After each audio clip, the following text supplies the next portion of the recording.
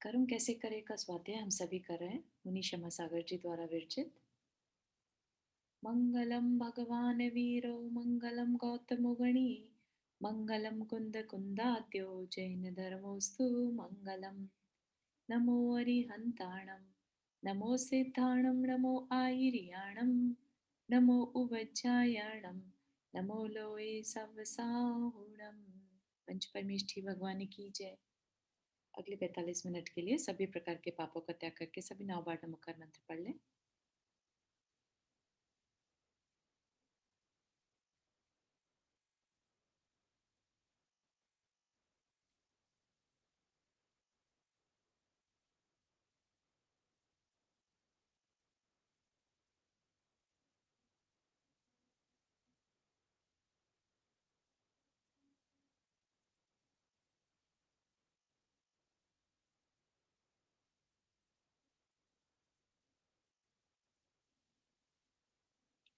तो हमारा यहाँ पर कर्म कैसे करेगा चैप्टर 1 चल रहा है।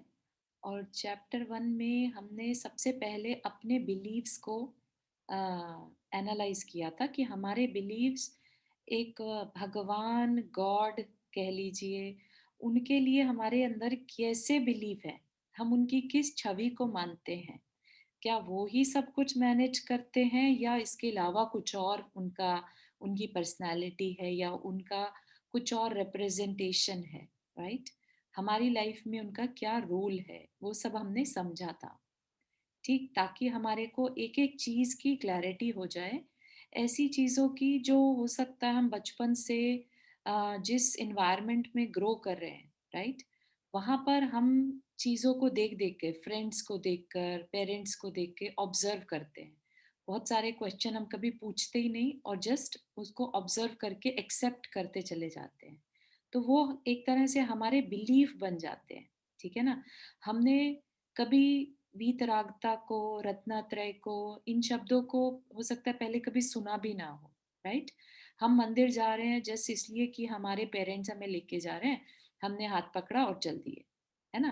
We didn't have any idea कि ये जिनको हम मान रहे हैं, ये क्यों मान रहे हैं हम इन्हें, इनका हमारी लाइफ में क्या रोल है। ठीक है ना। आज जब हम पढ़ रहे हैं और थोड़ा और ज्यादा डीपली एनालिसिस कर रहे हैं, तो फिर हमें पता चला कि ये भगवान या जो प्रतिमा या जिनके सामने हम सिर झुका रहे हैं, ये इनको भगवान कहते हैं और इनका कोई और रोल नहीं है। सिर्फ ये हमें गाइड करते हैं। और वो गाइडेंस भी आज की डेट में नहीं दी हुई इन्होंने, बहुत पहले, आज से 2500 साल पहले इन्होंने हमें गाइडेंस दे दी थी। ठीक है ना। वो गाइडेंस हमें हमारे आचार्यों से करते करते और अब मिली है। अब जाके हमें समझ में आया कि हम हैं कौन। हम सब मिलके जो वैरायटीज देख रहे हैं हर तरफ, पहले जब हम छोटे थे तब हमें उसके आंसर नहीं मालूम थे, है ना। अपने मन में सिर्फ विचार आते रहते थे, भाई वो इतना सक्सेसफुल कैसे, हमारे पास ये क्यों नहीं, हमारे पास ये है उसके पास क्यों नहीं, है ना। इस तरह के बस सवाल आते थे लेकिन जवाब नहीं मिलते थे। ठीक। तो अब जाके हमें हो सकता है आप में से कुछ ने ऑलरेडी पढ़ रखा हो कि ये सब कुछ भगवान कुछ नहीं कर रहे हैं, वो सिर्फ हमें गाइड कर रहे हैं कि भाई ये तुम्हारे अंदर जो विकार हैं, उनकी वजह से हर एक के विकार डिफरेंट है और इस वजह से सबके अंदर you see the varieties. All over the world you see the varieties, है ना। कोई किस जाति का है, कोई किस नॉलेज का है, कोई किस पर्सनालिटी का है, और कितना सक्सेस है, कितना पैसा है, ये सारी चीजें मिला के ये सब कुछ हमारे विकारों पर डिपेंड कर रहा है। जिसके जितने कम विकार उतना अच्छी उसकी लाइफ दिखाई दे रही है। ठीक। तो फिर ये क्वेश्चन आता है कि मान लिया ठीक है, भगवान जो प्रतिमा है ये कुछ नहीं कर रहे, ये हमें गाइड कर रहे हैं, बता दिया हमें कि ये विकार से सब कुछ विविधताएं दिखाई दे रही हैं, वेरिएशंस दिख रहे हैं। तो ये वेरिएशंस को, ये विकारों को, या ये जो डिस्टोर्शन है, ये कैसे हुआ। राइट। तो उसके लिए भी आंसर दे दिया कि ये हुआ नहीं है, हम लोग सभी अनंत काल से इन विकारों के साथ जन्म लेते हैं और इन्हीं विकारों के साथ मरण हो जाता है। हम इनको फिर आगे कैरी ओवर करते हैं विकारों के। इन्हीं विकारों के साथ हमारा नेक्स्ट बर्थ हो जाता है। ठीक, तो यहाँ पर ये हमने टॉपिक हमारा चल रहा था विकारों से रिलेटेड, कि ये विकार जो हमारे अंदर हमेशा से है, ठीक है, वो आते कहाँ से हैं? तो वो कह रहे हैं कहीं से नहीं आते, हमेशा से हैं, और नए भी हम ही क्रिएट करते हैं। ठीक है, हम इन विकारों को क्रिएट भी करते हैं, पहले से भी है और नए भी क्रिएट कर रहे हैं। ठीक, फिर यहाँ तक हमने पढ़ लिया था कि मेरे अंदर के जो विकार हैं वो मेरे द्वारा ही जनरेट होते हैं, किसी और के द्वारा नहीं। ठीक है, हमने क्रिएट किए। मैं विकार से ग्रसित हूँ हमेशा से। मैं हमेशा से विकारों में पड़ा हूँ। विकार मेरी कमियां, है ना। कमियां कब कहेंगे? जब हम कोई चीज है, जैसे गोल्ड है ना। गोल्ड जब माइन में होता है, जहां से निकलता है तो बहुत इम्प्योर रहता है, राइट। तो जब भी वो माइन से निकलेगा हमेशा इम्प्योर होगा, अनटिल एंड अनलेस हम उसकी इम्प्योरिटी को दूर कर दें। राइट, कैसे करेंगे? तो उसको साफ करेंगे, तपाएंगे, सब कुछ करेंगे। ठीक, अब उस साफ सुथरे गोल्ड को अगर हम कीचड़ में भी डाल दें तो उस वह गंदा नहीं होगा, वो अपने अंदर उस गंदगी को एब्जॉर्ब नहीं करेगा। उसके ऊपर ऊपर भले ही लग जाए, लेकिन जैसे ही उसको पानी से धोया वो साफ हो गया। अब उसके अंदर में गंदगी नहीं जाएगी, है ना। तो विकार से ग्रसित मैं हमेशा से हूँ, और उसकी जिम्मेदारी मेरी अपनी है। सबसे पहले तो हम ये चीज को एक्सेप्ट करें। जैसे हमने भगवान को एक्सेप्ट किया ना, भगवान के रोल को, ऐसे ही हमें ये एक्सेप्ट करना है कि ये विकार हमारे किसी दूसरे के बनाए हुए नहीं है। हम ये माने कि अरे दूसरे की नजर लग गई इसलिए मेरी लाइफ खराब हो गई, या दूसरे ने मेरे लिए तकलीफें क्रिएट कर दी, है ना। अपना क्या मन करता है कि किसी तरह से दूसरे के ऊपर कोई ना कोई प्रॉब्लम देखने लग जाए कि हाँ हाँ, दूसरे की वजह से मैं परेशान हूँ, आज मेरे लाइफ ऐसी है तो इसकी वजह से है ना। तो लेकिन यहाँ पर क्या आप बात कह रहे हैं कि नहीं, विकारों की जिम्मेदारी मेरी अपनी है। ये क्या है? एक विशियस साइकिल है, जिसमें कि विशियस साइकिल कैसे बन गया? जैसे विकार थे, जैसे विकार थे वैसे हमारे विचार, हमारे थॉट्स, वैसे हमारे एक्शंस, वैसी हमारी स्पीच। तो इस तरह से हमारे अंदर नए थॉट्स आए, नए थॉट्स आए तो उससे हमारे अंदर फीलिंग्स क्रिएट हुई। ठीक, फीलिंग्स क्रिएट हुई तो फिर से हमने अपने अंदर अच्छी बुरी फीलिंग्स के बेस पर विकार क्रिएट कर लिए। तो इसलिए बताया कि ये एक विशियस साइकिल है जो चलता ही रहता है हमारे अंदर, बिकॉज हम अपने मन वचन काया की क्रिया करते रहते हैं। उससे हमारे अंदर और विचार आते हैं, फिर हमें फीलिंग आती है, फीलिंग आती है तो हम एक्शन लेते हैं, रिएक्शन करते हैं, राइट। तो ये पूरा एक साइकिल चलता रहता है, इसके ज्यादा और कुछ नहीं। फिर क्या कह रहे हैं? हमारे अपने कर्म और हमारा अपना शरीर, ये ही हमारे संसार के भ्रमण का और इन सारी विविधताओं का कारण है। तो हमारे अपने कर्म, जिसको कि पहले विकार वर्ड यूज किया था, अब बता रहे हैं कि विकारों का दूसरा जो टेक्निकल नाम है वो है कर्म। कर्म कालिमा बोलते हैं ना, कालिमा, है ना। कर्म कालिमा तो एक तरह से वो विकारों के लिए कहा जाता है। कर्म के कारण ही शरीर मिलता है, कर्म के कारण ही हमारे थॉट्स हैं, और थॉट्स से हम नए एक्शन करते हैं और नए कर्म बांध लेते हैं। ठीक, तो इन्हीं की वजह से ये विविधताएं हैं। ठीक, तो हो सकता है क्वेश्चन यहाँ पे आ रहा हो कि कर्म से विविधताएं कैसे होती हैं। तो इस क्वेश्चन को अपन अभी होल्ड करके रखेंगे। ठीक, उसका आंसर हमें आगे मिल जाएगा। तो यहाँ तक हमें बात समझ में आ गई। अब कर्म कैसे हैं? तो कर्म तीन तरह के बताए। कैसे? कि जो कर्म हम बांधते हैं, कर्म जो हम भोगते हैं, और कर्म जो हम करते हैं। कैसे हैं? कर्म बंधते हैं, कर्म भोगते हैं, और कर्म हमारे करने में आते हैं। ठीक, तो तीन तरह के कुछ कर्म जो हम करते हैं, कुछ कर्म हैं जिनका हम फल भोगते हैं, और कुछ कर्म हमारे साथ आगे की यात्रा में शामिल हो जाते हैं। जो बंधे वो हम क्या कहते हैं? बांध लिए, तो अब आगे में कभी उदय में आएंगे, राइट। तो इस तरह से तीन तरह से हम कह सकते हैं। तो कर्म खाली उदय में नहीं आते, जो कहते हैं ना कर्म का उदय चल रहा है, पाप कर्म के कारण हमारे ऐसा हो रहा है, ऐसा नहीं, खाली उदय में नहीं आते। पाप कर्म हमारे भोगने में भी आते हैं और हमारे करने में भी। जो हम कार्य करते हैं उसको भी कर्म कहते हैं, ठीक? और जो हमारे साथ बनते हैं उनको भी कर्म कहते हैं। तो क्योंकि हमारे साथ आगे जाते हैं इसलिए एक साइकिल बन जाता है, और इसी साइकिल को क्या कहते हैं? संसार का चक्र, जिसमें कि कंटिन्यूअस अनंत काल से हम ये संसार के चक्र में जन्म मरण करते जा रहे हैं। ठीक है ना? तो उसको कैसे कंपेयर किया? एक गृहस्थी की तरह। जैसे एक गृहस्थी चलानी है तो जो गृहस्थी चलाने वाली है वो क्या करती हैं? जैसे कुछ खत्म होने वाला है, फॉर एग्जाम्पल यहाँ पर शक्कर, शक्कर मतलब चीनी, शुगर, है ना?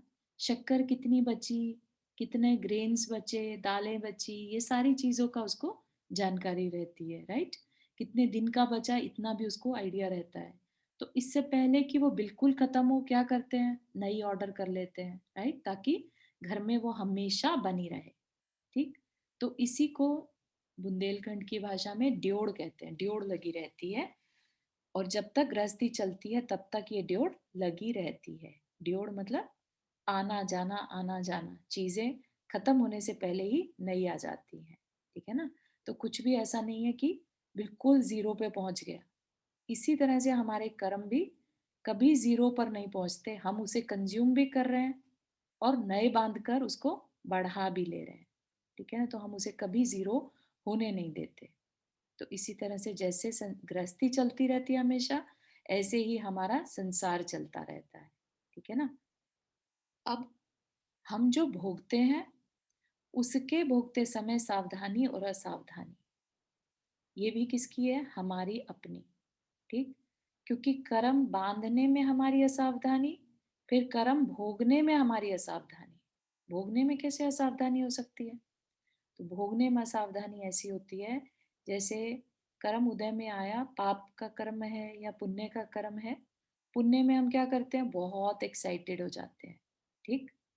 जबकि हमें पता है कि ये पुण्य कर्म का उदय चल रहा है और जैसे ही उसका इफेक्ट खत्म होगा तो कुछ और उदय आ जाएगा, ठीक है ना? लेकिन हम ये भूल जाते हैं और हम क्या कर लेते हैं? बहुत ज्यादा इन्वॉल्व हो जाते हैं कि अरे वाह कितना बढ़िया, कितना सब कुछ अच्छा अच्छा ही अच्छा, है ना? फिर हमें बिल्कुल भूल जाता है कि कभी खराब समय भी था, राइट? और हम अच्छे को परमानेंट मान के अपने अंदर अहंकार कर लेते हैं। अहंकार करते हैं तो दूसरे को कुछ नहीं समझते, दूसरे के साथ मिसबिहेव करने लग जाते हैं, राइट? और जब हम जैसा जैसा करते हैं वैसा वैसा फिर नए कर्म बांधने लगते हैं। तो इसको क्या कहेंगे? पुण्य को भोगते समय हमारी असावधानी। ऐसे ही पाप के कर्म में, पाप कर्म उदय में आया, हमें फल देने लगा, उसका फल देना ही हमारा भोगना कहलाता है, ठीक?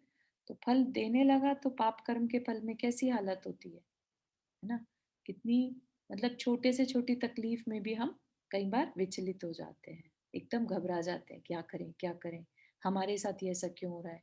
इतने लेवल पे पहुंच जाते हैं कि भगवान को कोसने लगते हैं, भगवान हमारे साथ ऐसा क्यों हो गया, है ना? मैंने तो आपको आपकी हर तरह से पूजा की थी, मैंने तो आपको हर तरह से माना था, आपने मेरे साथ ऐसा क्यों कर दिया?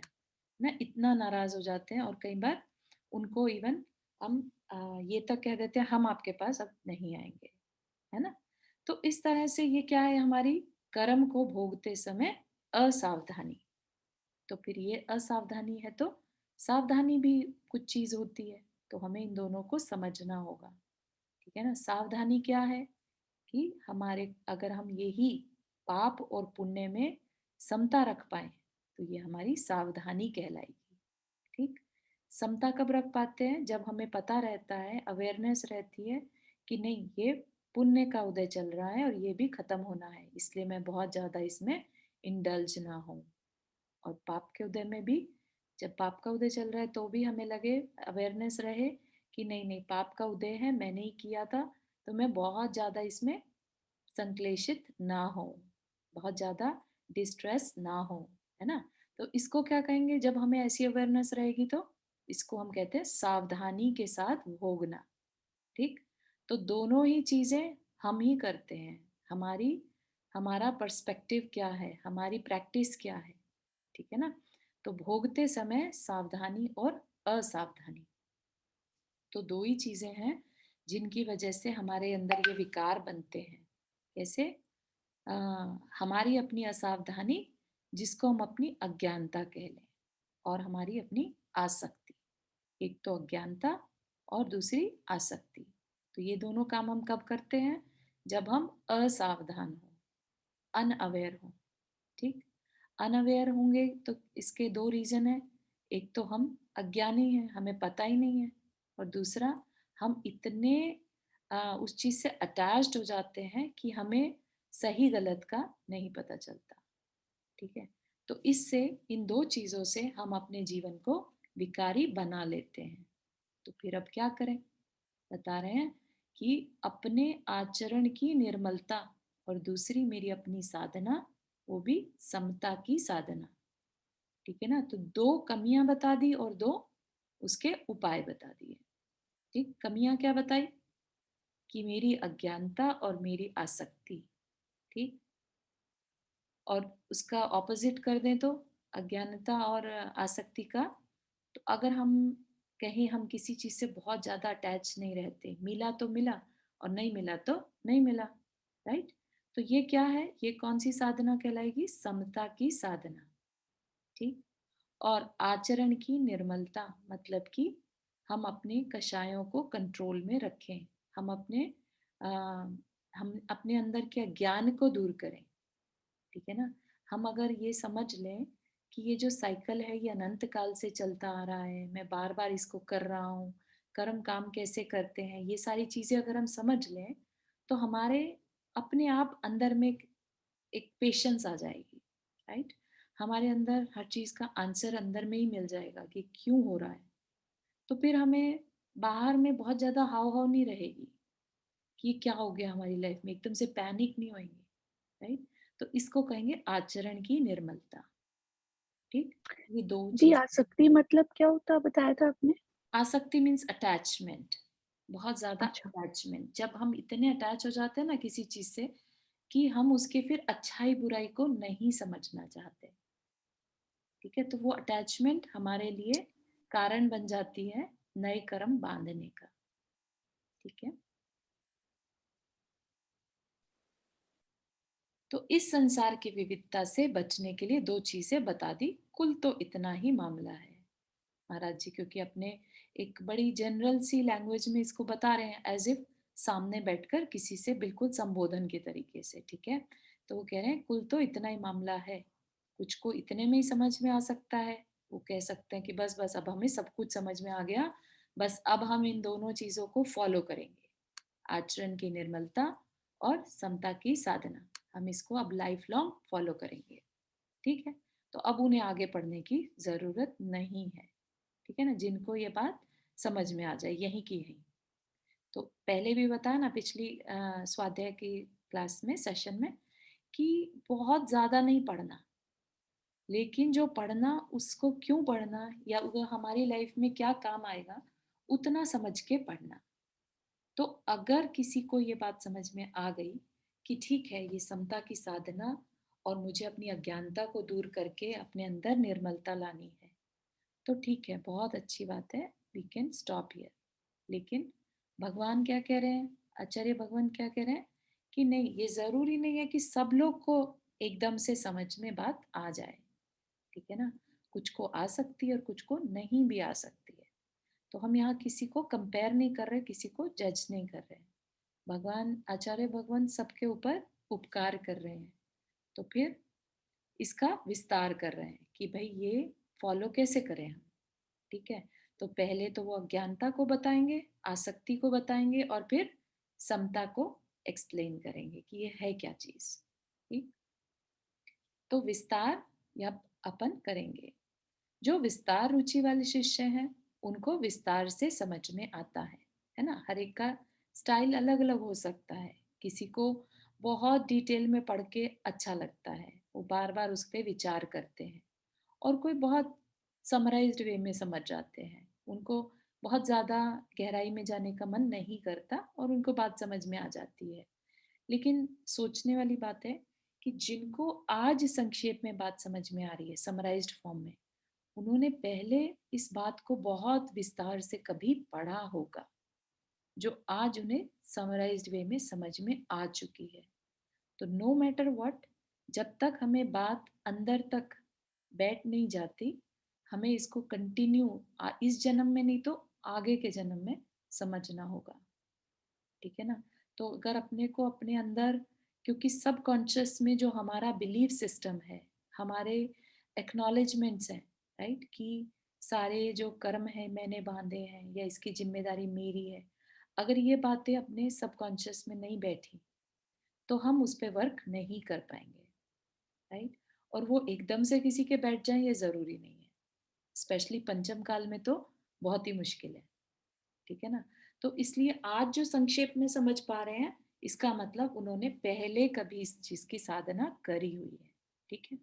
तो हम यहाँ मान के क्या चलेंगे कि सभी विस्तार से जानने की इच्छा रख रहे हैं। ठीक? अब वो कह रहे हैं कि इसमें जो क्वेश्चंस उठेंगे, फील फ्री टू आस्क। ठीक है? और एक्नॉलेज कर रहे हैं कि हाँ, क्वेश्चन होंगे, बहुत सारे होंगे, क्योंकि कर्म का विषय ही ऐसा है जिसकी वजह से हमारा संसार चक्र चल रहा है। ठीक है? हम इतने अपनी लाइफ में उतार चढ़ाव देख रहे हैं, इतनी विविधताएं दूसरे की लाइफ में देख रहे हैं, तो ऑफ कोर्स क्वेश्चन उठेंगे, है ना? क्योंकि सारी लाइफ हमें जिसके साथ बितानी है, तो उसके संबंध में तो क्वेश्चन उठना बहुत ही नेचुरल सी बात है। ठीक है ना? तो इसलिए अगर किसी को कैसे भी क्वेश्चन आए, फील फ्री टू आस्क। ठीक है? इसमें हमें बिल्कुल भी ये नहीं समझना कि कोई हमें जज करेगा, क्योंकि ये चीज़ जितनी जल्दी हम एक्सेप्ट कर लेंगे, समझ लेंगे, हमारी आगे की जो साधना है, राइट? वो हमारी फास्ट फॉरवर्ड हो जाएगी। ठीक है? फिर हमारे को उसमें बहुत ज़्यादा टाइम लगाने की ज़रूरत नहीं पड़ेगी, क्योंकि हमारी फाउंडेशन स्ट्रांग हो चुकी है। ठीक है? तो फील फ्री टू आस्क। अब आगे देखते हैं। तो इसमें महाराज जी भी ये कह रहे हैं कि नहीं, मुझे ये प्रक्रिया एक तरफा नहीं चलानी। एक तरफा मतलब कि मैं बोलता रहूं और आप सिर्फ सुनते रहें। ठीक है? वो कह रहे हैं कि मामला जरा दूसरा है। तो इसलिए जरा बताएं कि जो भी कुछ क्वेश्चन है, फील फ्री टू आस्क। सामने नहीं पूछना है, बाद में भी पूछ सकते हैं, लेकिन पूछें जरूर। ठीक? तो वो कह रहे हैं कि वो कोई भी क्वेश्चन होगा तो उस पर वो विचार करके पहले उन क्वेश्चंस का आंसर करेंगे और फिर आगे की प्रक्रिया को शुरू करेंगे। ठीक? कुछ प्रश्न तो हमारे उसी प्रक्रिया में पूरे हो जाएंगे, है ना? हो सकता है कि हमारे क्वेश्चन के जब आंसर मिल जाते हैं तो वो आंसर्स हमारे बहुत पुराने क्वेश्चंस को भी सेटिस्फाई कर देते हैं, राइट? तो इसलिए क्वेश्चंस होना बहुत नेचुरल है और होने भी चाहिए। और जो आंसर होंगे उनको एनालाइज करके देखिए कि ये कहाँ तक के क्वेश्चंस को हमें सॉल्व कर रहे हैं। हम जो कहेंगे या समझेंगे बैठ करके, ये दोनों तरह से डिस्कशन होना चाहिए। ठीक है? तो दोनों साइड से बात होनी चाहिए। ठीक? तो अब बात करें चक्र, संसार चक्र की, कि ये जो चक्र बंधा, ये कैसा विशेष साइकिल है, राइट? ये चक्र बता रहे हैं कि मेरी अपनी असावधानी और आसक्ति है और कुछ नहीं। ठीक? ये चीज तो बिल्कुल स्पष्ट हो गई, अभी बता दिया ऑलरेडी।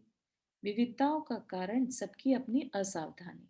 जो जितना सावधान, वो उस विविधता से पार है। जैसे यहाँ पर एग्जाम्पल हम ले सकते हैं, जैसे बच्चे हैं, राइट? बच्चे जो हैं हर चीज के लिए अट्रैक्टेड हो जाते हैं। वो चीज उनके लिए फायदेमंद है, नुकसानदेह है, उनको कोई मतलब नहीं रहता। उनको हर चीज में एक क्यूरियोसिटी रहती है, राइट? उस क्यूरियोसिटी की वजह से वो अपना बहुत सारा समय निकाल देते हैं उसको एक्सप्लोर करने में, राइट? तो एक तरह से जो बड़े हैं, राइट, उनको पता है कि नहीं, ये चीज काम की नहीं है, इसलिए हमें इस पे फोकस नहीं करना।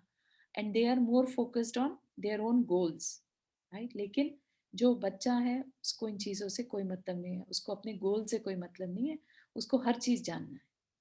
समझ रहे हैं? तो वो पूरी तरह से बिकॉज ऑफ अट्रैक्शन, पूरी तरह से वो डिस्ट्रैक्टेड है, ठीक है ना? तो यहाँ पर वो ही बताना चाह रहे हैं कि असावधानी की वजह से हम इसमें बहुत ज़्यादा अ, लगे रहते हैं, कर्म बाँधने में लगे रहते हैं। और असावधानी मतलब यहाँ पर हमारा क्यूरोसिटी लेवल, बहुत ज़्यादा इधर-उधर जानना कि क्या चल रहा है, दूसरे की उसमें लाइफ में झाँक के देखते रहना, है ना? और मतलब हर चीज़ में फ़ोकस रखना, सब कुछ मिल जाए, ये भी हमारी आसक्ति है कि ये भी मिल जाए, वो भी मिल जाए, है ना?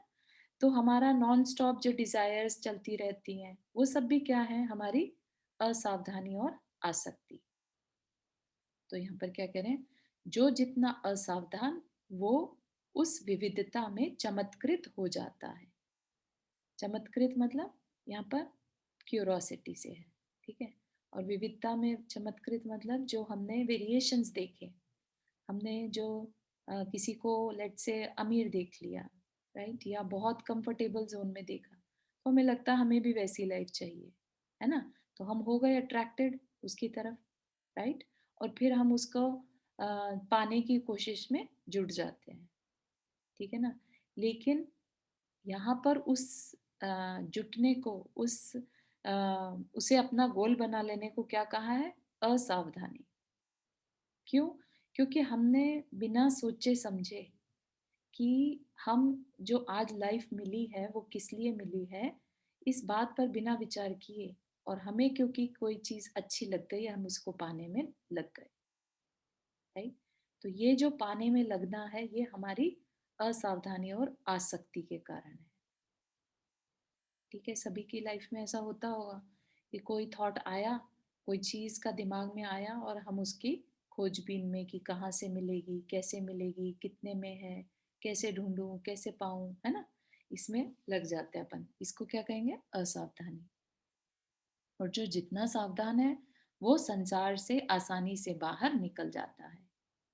जो विविधताओं को देख करके उसका समाधान खोजने की कोशिश नहीं करता, बल्कि वे विविधताएं उसे आकृष्ट करती हैं और उसकी आसक्ति को बढ़ाती हैं, है ना? जो ये सोच करके कि भाई ये जो वेरिएशंस हैं, ये जो डिफरेंसेस दिख रहे हैं, इनका कारण अगर उसको समझ में पहले से आया है, राइट? और वो अवेयर है इन चीज़ों से, तो अब उसको ये विविधताएं जो हैं बहुत इंटरेस्टिंग नहीं लगेंगी। उसको ये लगेगा आज है कल नहीं, मुझे नहीं पड़ना इन चक्करों में, है ना? तो वो इन चीज़ों से मूव ऑन कर जाएगा। तो जब वो मूव ऑन करेगा तो फिर उसकी आसक्ति जो है उन चीज़ों में नहीं रहेगी, राइट? तो अब उसकी सावधानी और उसकी अनासक्ति भाव उसको संसार के चक्र से बचा लेगा, ठीक है? और ऐसे में जो फंस जाएगा, इन चीज़ों की तरफ अट्रैक्टेड हो गया, संसार के जितने भी आराम हैं और ऐशो आराम है, राइट? पैसा है, गाड़ी है, ये सब में फंस गया तो क्या हो गया? आसक्त हो गया, है ना? और फिर ट्रैप हो जाता है, फंस जाता है उसमें। जिस चीज़ का जितना आकर्षण होगा, हम उस चीज़ से उतना बंध जाएंगे। ये सभी ने फील किया होगा कहीं ना कहीं, है ना? पहले हम चीज़ों की तरफ अट्रैक्ट होते हैं, फिर हम उसको पाने की कोशिश करने लगते हैं और फिर हम रियलाइज़ करते हैं कि हम अब उसके बिना नहीं रह सकते, राइट? और फिर हम रियलाइज़ करते हैं कि अरे हम तो उससे बंध गए, ठीक है ना? बंध गए, ये भी हम दुखी फॉर्म में नहीं रियलाइज़ करते, सिर्फ एक बंधन, एक भागना उसके पीछे, बस उतना ही रियलाइज़ करते हैं। अगर वो बंधना प्रॉब्लम लगने लगे तो भी कोई बड़ी बात नहीं थी, लेकिन हमें वो बंधना बंधना जैसा नहीं लगता, ठीक है ना? हमें उसे पाने की धुन सवार हो जाती है, ठीक है ना? जितना अट्रैक्शन होगा उतनी ज़्यादा उसको पाने की धुन सवार होगी, ठीक है ना? तो मेरी आसक्ति मुझे इन चीज़ों की विविधताओं से बांध लेती है और अगर मैं सावधान हो जाऊं और अनासक्त होकर गुजरूं, अनासक्त मतलब अनअट्रैक्टेड, तो ये संसार अपनी जगह ज्यों का त्यों है। संसार ने तो वहीं रहना है, राइट? हम इस संसार में घूम रहे हैं। लेट्स से एक जैसे मेला है, फेयर होता है ना? अब फेयर ये कह लीजिए या भूल भुलैया टाइप का कुछ कह लीजिए, राइट? एंट्री हमने कर ली, राइट? तो एंट्री करने की गलती किसकी थी? हमारी थी, राइट? अब हम उसमें घुसे और बस एक स्टॉल से दूसरी स्टॉल में घूम रहे हैं। घूमते-घूमते ये भी याद नहीं रहा कि घर जाना है, राइट? तो हमारी अट्रैक्शन उस फेयर के लिए इतनी ज़्यादा थी कि हम कौन हैं ये भूल गए, कहाँ से आए हैं सब भूल गए, राइट? और उस फेयर में, उस मेले में घूम रहे हैं, ठीक है ना? तो हमारी उस मेले की तरफ, उन चीज़ों की तरफ, उसमें जो बिक रहा था सामान, उसकी तरफ जो अट्रैक्शन थी, उसने हमें भुला दिया कि हमें घर भी जाना है। तो इसी तरह से हम इस संसार में अट्रैक्ट होकर और सिर्फ घूम रहे हैं, एक स्टॉल से दूसरी स्टॉल, एक शरीर से दूसरा शरीर, ठीक है ना? और हमें ये भूल गए कि हमें घर भी जाना है, यानी कि हमें अपनी ही आत्मा के पास, अपने पास आना है। ये चीज़ हमें याद नहीं रहती, ठीक? तो यहाँ पर वो ही चीज़ बोल रहे हैं कि मैं इस चक्र से पार हो जाता हूँ, मैं परिधि से पार होकर सेंटर में आ जाता हूँ। कब आ जाता हूँ? जब मैं अनासक्त हूँ, जब मेरी उन चीज़ों के लिए अट्रैक्शन कम हो जाए, राइट? तब जाके मुझे ये रियलाइज़ होगा कि मुझे अपने आप के पास आना है। तो परिधि यहाँ पर किसे लिया? संसार को, जो हम बाहर में घूम रहे हैं उसको क्या कहा? संसार की परिधि। और सेंटर में किसे लिया? हमारी सोल, ठीक है? हमारे अपने अंदर हम पहुंच जाए तो हमारा सारा चक्र खत्म हो जाएगा। चक्र क्या है? बेसिकली बाहर में घूमना, ठीक? तो क्या कह रहे हैं? हम सबकी कोशिश सिर्फ इतनी है कि इस संसार की परिधि पर चक्कर खाते जिंदगी निकल गई। अब मुझे इस चक्कर को छोड़ अपने सेंटर, अपने केंद्र में स्थापित करना है अपने आप को। प्रक्रिया इतनी ही है ना? तो उस मेले में जो हमें चीज़ें अच्छी लग रही हैं, अब उसकी रियलिटी को समझकर कि नहीं, ये मेरे लिए, मेरा पर्पस ये नहीं था। मुझे तो अपने घर वापस जाना है। यहाँ तो मैं थोड़े टाइम के लिए आया था और उसकी रियलिटी को समझकर, फेयर की रियलिटी को समझ के अब मुझे वापस जाना है। ठीक है ना? तो ये सावधानी, जो रियलिटी को समझना है, इसको क्या कहा? सावधानी। सो फार समझ में आ रहा है? किसी को कोई क्वेश्चन?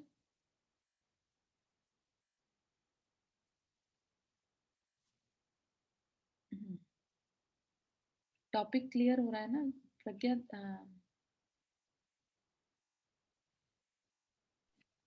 हाँ जी, बिल्कुल।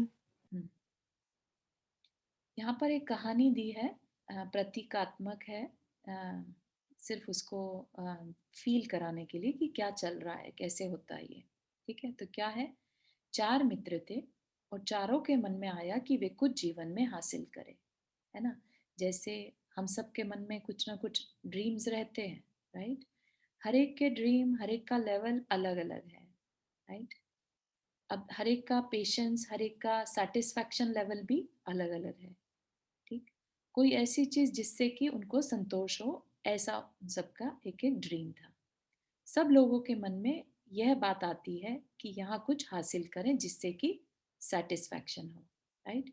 और हर एक के सेटिस्फैक्शन का जो तरीका है, क्वालिटी है, कैटेगरी है, वो डिफरेंट है। कोई थोड़े में संतुष्ट है और कोई ज्यादा में, ठीक है ना? तो ये जो सेटिस्फैक्शन का तरीका है, उसके कारण भी हमारा जो संसार चक्र है वो चलता रहता है, क्योंकि किसी को थोड़े में संतुष्टि हो रही है और किसी को बहुत ज्यादा चाहिए तो भी संतुष्ट नहीं, ठीक है?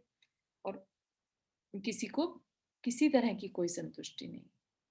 तो जो जितना यहाँ संतुष्ट, सेटिस्फाइड है, वो उतना उतना अभी से कह सकते हैं संसार से पार है।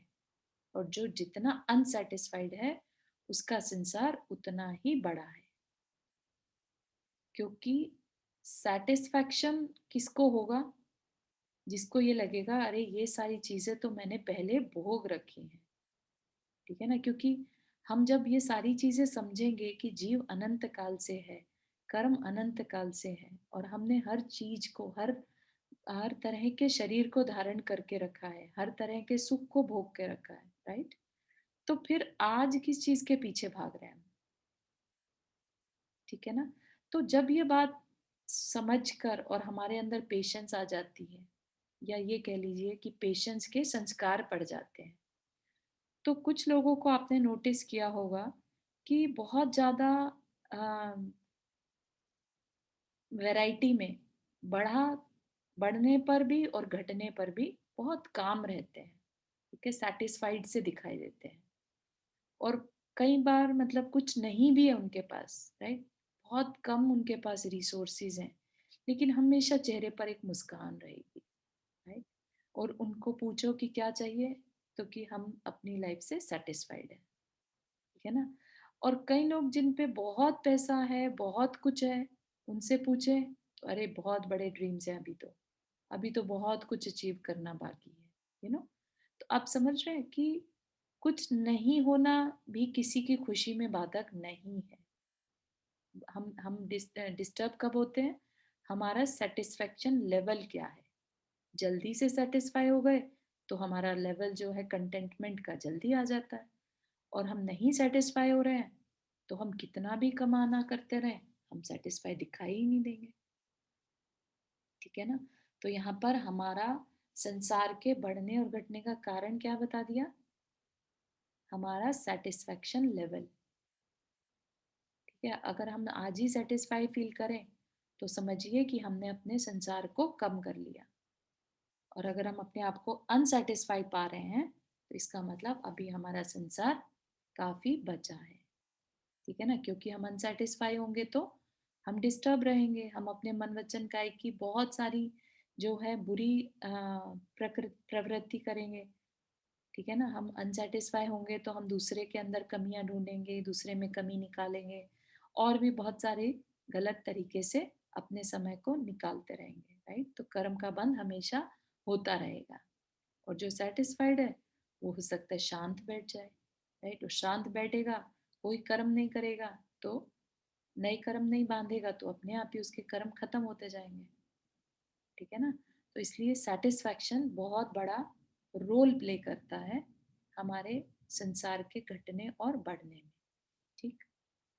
तो यहाँ पर क्या कहानी बता रहे हैं? चारों मित्र चले अपने अपने ड्रीम्स के साथ कि कुछ अचीव करना है, ठीक? तो रास्ते में किसी ने उन्हें बता दिया कि हाँ, ये रास्ते पर चले जाओ, इस यहाँ पर बहुत सब कुछ मिलने वाला है, ठीक है? तो चले, थोड़ी दूर चले तो पहले सबसे पहले एक तांबे की खदान आई, कॉपर की माइन मिली उन्हें। तो एक में, चारों में से एक ने कहा कि बस मेरे लिए तो इतना बहुत है, मैं यहीं रुक जाता हूँ, है ना? हो सकता है ये कहानी सभी ने पढ़ी हो कहीं ना कहीं, लेकिन यहाँ पर क्योंकि ये रेलेवेंट थी इसलिए बता रहे हैं। तो एक ने, जो चारों में से एक था, उसने कहा मेरे लिए कॉपर बहुत है, मेरी बहुत ज्यादा ड्रीम्स तो है नहीं, this achievement is more than enough for me.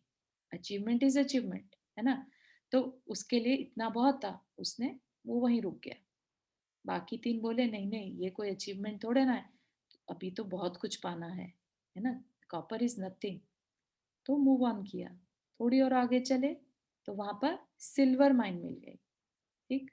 तो सिल्वर माइन मिली, उन दोनों में से, तीन में से एक ने बोला कि आई थिंक मेरे लिए इतनी अचीवमेंट बहुत है, तो मैं यहीं रुकता हूँ, ठीक? तो बाकी जो दो थे, तो बोले कि कॉपर मिला, सिल्वर मिला, तो आगे जरूर गोल्ड मिलेगा, इसलिए हमें यहाँ नहीं रुकना, हमें तो और अचीव करना है, ठीक है? तो दो जो थे वो आगे चले और तीन में से एक वहीं रुक गया। दो आगे चले तो अब, क्योंकि कहानी चल रही है, तो कॉपर के बाद सिल्वर, सिल्वर के बाद ऑफ कोर्स गोल्ड, तो गोल्ड की भी मिली। गोल्ड की मिली तो दोनों में से एक बोलता है मेरे लिए ये अचीवमेंट मोर देन इनफ है, ठीक है? तो अब अम, सोने की जो है, नहीं, हाँ, तो जो सोने वाली था वो एक रुक गया वहीं पर, और दोनों में से एक जिसको फिर भी सेटिस्फेक्शन नहीं हुआ, उसको क्या लगा, अब जब सोने के मिल गई तो आगे चल के डायमंड, हीरे जवाहरात, जूल्स की मिलेगी, है ना? तो अम, थोड़ी देर और आगे चलता हूँ, जरूर मिलेगी, ठीक है? तो तीन तो सेटिस्फाई होके रुक गए, एक कॉपर में, एक सिल्वर में और एक गोल्ड में।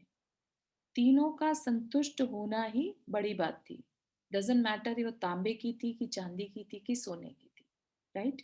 क्योंकि सैटिस्फैक्शन जहाँ पर आ जाए, वो अपने आप में मोर देन इनफ है, अचीव्ड, अपने आप अचीव हो गया, उसका गोल अचीव हो गया।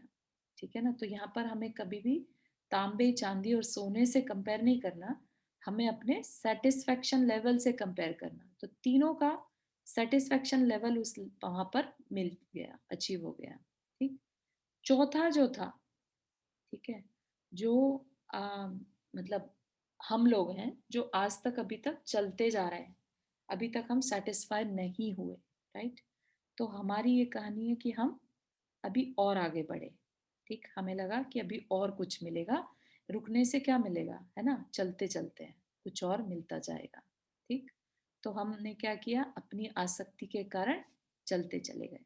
ठीक, चौथे वाले ने देखा हीरे जवाहरात की खदान तो आई ही नहीं, लेकिन इतना जरूर था कि एक सामने आदमी बैठा था, तो उसको लगा शायद इसको कुछ पता हो हीरे जवाहरात की खदान कहाँ पर है, उससे पूछने लगा। तो देखता क्या है कि उस जो पर्सन बैठा है उसके सिर पे एक चक्र घूम रहा है बहुत तेजी से। ठीक, वो चक्र भी ऐसा, मतलब ऐसा नहीं कि उसके सिर पे कुछ टोपी लगी है उस पे घूम रहा है या कुछ ऐसा, सिर्फ उसके सिर पे घूम रहा है। उसके घूमने से उसको काफी परेशानी हो रही है, और बिल्कुल मतलब डिस्ट्रेस सा घूम रहा है, भूख प्यास से बेहाल, बस घूम रहा है। चक्र उसके ऊपर घूम रहा है और वो उससे परेशान हो रहा है। कपड़े फट गए, जर्जर, मतलब बिल्कुल एकदम उसके हाल बेहाल हो गए। ठीक, और अब वो फिर भी चक्र कंटिन्यूअस घूम रहा है। तो उसने पूछा उससे जाके कि भाई क्या चल रहा है, तुम ऐसे क्या, ऐसे हाल क्यों बना रखे हैं? तो जो वो पर्सन बैठा था जिसके ऊपर चक्र चल रहा है, उसने कहा कि अगर तुम मेरी मदद करो तो मैं बताऊं, और मैं तुम्हें हीरे जवाहरात की खदान भी बता सकता हूँ, बस मेरी तुम्हें थोड़ी हेल्प करनी होगी। अब उसको तो बहुत अनसेटिस्फाइड था, राइट? उसको तो कुछ अचीव करना था। इसने फट से अपनी असावधानी कह लीजिए, आसक्ति कह लीजिए, फट से बोला कि हाँ हाँ मुझे बताओ, क्या मदद करूँ तुम्हारी? तो उसने कहा कि ये जो चक्र है ना मेरे सिर पे, इसको तुम अपने सिर पे ले लो एक बार, क्योंकि मुझसे ना इसके बिना, इसके होने से सूझ नहीं रहा है। सब कुछ पता है मुझे लेकिन दिमाग चल नहीं रहा है। तो 2 मिनट के लिए लो, मैं फिर तुम्हें बताता हूँ कहाँ है। ठीक है, अब वो इतना ज्यादा उसकी तरफ अट्रैक्टेड था कि किसी तरह बस बता दे। ठीक है, तो उसने कहा ठीक है लाओ मुझे दो, और उसने अपने ऊपर ले लिया। जैसे ही वो उसके ऊपर आया, तो पहले वाला जो पर्सन था जो परेशान घूम रहा था एकदम से फ्री हो गया।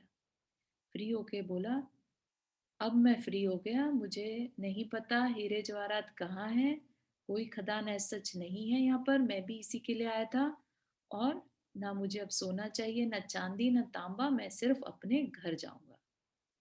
ठीक है ना, कि मुझे अब रियलाइज हो गया कि मेरे, जितना मेरी आसक्ति थी मैं उतना ही ज्यादा परेशान हुआ। ठीक, अब कोई दूसरा आएगा, इस चक्र को तुमसे लेगा, तब तुम जाके फ्री होगे। ठीक है ना? तो अ, यहाँ पर क्या कह रहे हैं महाराज जी, कि ऐसा नहीं समझना कि कोई हमारे इस चक्कर को स्वीकार कर ले तो उस दिन हम चक्कर से मुक्त हो जाएंगे। ये सिर्फ एक कहानी थी। कहानी किस बारे में थी? कि ये चक्र जो है ये हमारे खुद के बनाए हुए हैं, हमारी अपनी आसक्ति और असावधानी से। हम खुद अपनी इच्छाओं को लिमिट नहीं किए हुए हैं, इसलिए भाग रहे हैं, है ना? और भाग भाग के संसार ही क्रिएट कर रहे हैं। सिर्फ ये बात को समझाना चाह रहे हैं यहाँ पर।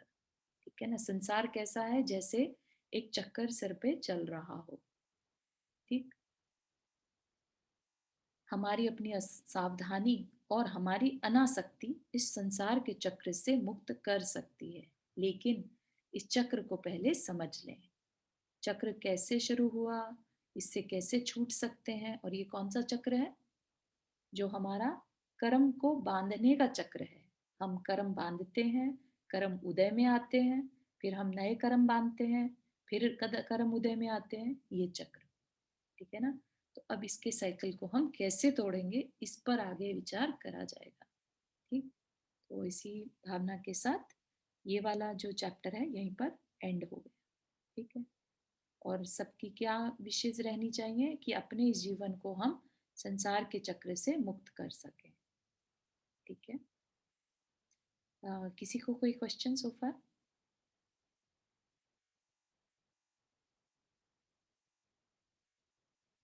इसको अपनी अपनी लाइफ पर अप्लाई कर करके देख रहे हैं ना, ये हम किसी और के लिए नहीं अप्लाई करना है कि हम सुनने के बाद दूसरे की लाइफ में झांकने लगे कि देखो ये हाँ ऐसे ही तो है, दूसरा ऐसे ही तो कर रहा है वो वाला पर्सन, है ना। यहाँ पर दूसरे के लिए नहीं, अपने अंदर झांक के देखना है हमारा सेटिस्फेक्शन लेवल क्या है ना। हम भी ऐसे भागते से तो नहीं नजर आ रहे हैं, ठीक है ना। क्योंकि जो भी संसार में है, जो भी जन्म मरण कर रहा है, वो सब कहीं ना कहीं अपने चक्र को संभाले हुए हैं, उसको क्रिएट करे जा रहे हैं, उस चक्र को, साइकिल को क्रिएट करे जा रहे हैं, राइट। तो हर एक का जो थॉट प्रोसेस है वो अपने लिए होना चाहिए कि मैं ऐसा क्या करूं जिससे मेरा ये साइकिल टूट सके, और टूट सकता है ये बिलीफ अंदर में होना चाहिए। ऐसे नहीं कि ये तो चक्र है हमेशा चलता ही रहेगा, कर्म तो बंधे ही रहने हैं, कभी छूटने नहीं, जब समय आएगा कभी आगे चल के देखी जाएगी, अपने आप समय आएगा। ऐसा नहीं, अभी आगे देखेंगे कि हमें कितना पुरुषार्थ करना पड़ेगा इस चक्र को तोड़ने के लिए, ठीक है ना। तो विश्वास अभी यहाँ पर क्या करना है कि ये चक्र टूट सकता है, ठीक है।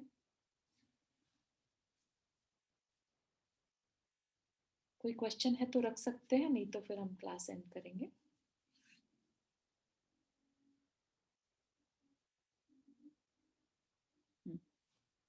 जिनवानी स्तुति। जा वाणी के ज्ञान से सूझे लोकालोक, सो वाणी मस्तक धरो सदा देतो दो।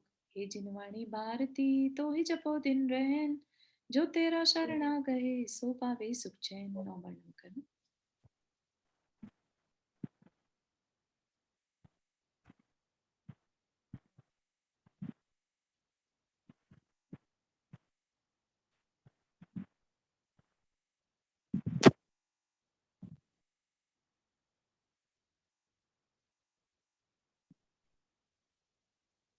जय जिन सभी को। जय जिनेन्द्र।